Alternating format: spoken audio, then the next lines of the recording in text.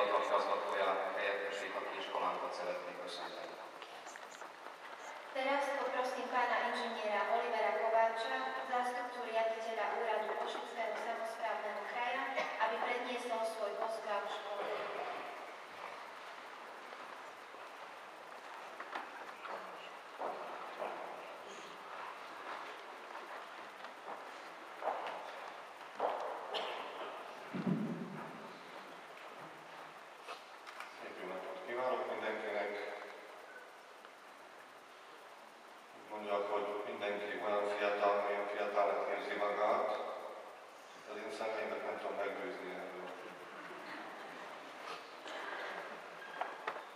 Kedves tanárok, kedves igazgatónők, iskolai személyzet, tisztelt vendégek, kedves diákok!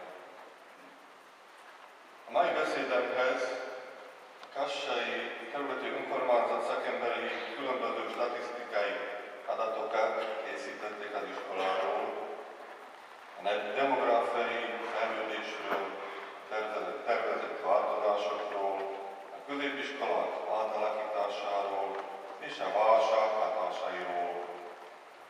Az olyan, mintha valamelyik televíziós csatorna híreit néznénk, amiről nem mondhatjuk, hogy megörvendeztetik az ember. Úgyhogy ezt a részt én ki is hagyom. Álljunk meg egy pillanatra, próbáljuk meg szépé tenni ezt a napot. Emlékezzünk a szépre és jóra, amit átéltünk, amit ez az iskola adott, a diák évekre, a vidám történetekre és az idő múltával az itteni minőségi oktatás elismerésére. Amit ez az iskola nyújtott neveltjeinek, végzőseinek. Ez az a nap, amikor a tanároknak érezniük kell, hogy munkájuk elismerésre talált. Ez az a pillanat, amikor fáradozásikért őszinte szívvel köszönetet mondhatunk. Az iskola alapításának 140.